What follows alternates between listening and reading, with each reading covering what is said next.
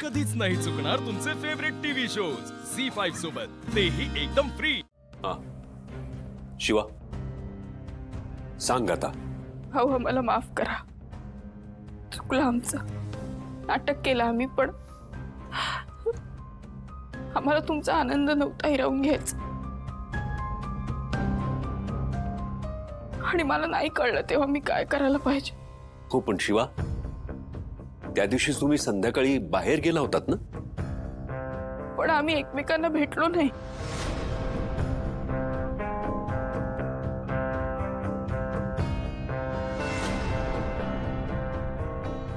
म्हणजे मी सगळी तयारी केली होती। मी त्या ठिकाणी पोहोचले, बीचवर एकटेच बसून होते, आशू आला नाही। मग मी घरी आले तेव्हा रात्री आम्ही दोघं एकमेकांना घराबाहेर भेटलो। आशू, अरे तू काय करतो इथे आणि का आला नाहीस? मी वाट बघत होते।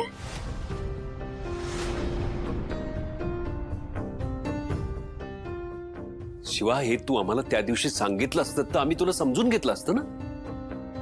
आशूने तिला नाकारलं हे पचलं नसेल। हो, मी त्याच्यावर येणारच आहे आता। काय रे आशू, असा का वागलास तू तिच्याशी? अरे आठवडाभर आधीपासून आम्ही तुला बघत होतो, तू किती उत्साहात होतास, तू केवढा प्रेमात होतास तिच्या वाढदिवसासाठी तू काय काय नाही केलंस, केवढी सरप्राइजेस आणलीस। आम्हाला तर सगळ्यांना वाटलं होतं की तू आता तुझ्या मनातलं सगळं सांगून टाकशील, पण तू तिच्या वाढदिवशीच तिच्याशी असं का वागलास? तुम्ही त्यालाच का बोलताय? फक्त त्याची काय चूक आहे? हिने हे सगळं नाटक केले। हे नाटक तिने केलं होतं हे तिने सांगितलंय आपल्याला, आणि ते करत असताना तिने आपला विचारही केला होता। पण हा आशू तू का वागलास तिच्याशी असं? आशू, मी काय विचारतोय? भाऊ, मी जाणार होतो तिच्याशी बोलायला, मी तयार होतो, पण म्हणजे लास्ट मोमेंटला ना मला असं वाटलं मी तयार नाहीये।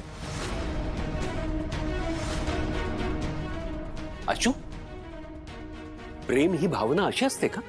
शेवटच्या क्षणी वाटलं मला मी रेडी नाहीये? हा, अरे काय बोलतोस तू? अरे तिने किती स्वप्न बघितली असतील, हा, तुझ्या उत्तराची वाट बघितली असेल तिने, आणि तू? मला नाही वाटलं भाऊ। आशू, तू काय लहान आहेस का? तू काय बोलतोयस ते कळतंय तुला? रे, तुझ्या वागण्यानं शिवाच्या मनावर केवढा आघात झाला असेल याची कल्पना आहे का तुला?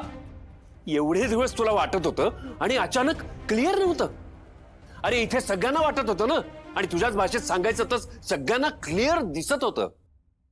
भाऊ, आय एम सॉरी, माझी चूक झाली, पण मी या नात्यासाठी स्वतःला फोर्स नाही करू शकत। फोर्स? काय बोलतोयस तू? झी5 ॲप डाउनलोड करा आणि पहा सर्व एपिसोड्स एकदम फ्री।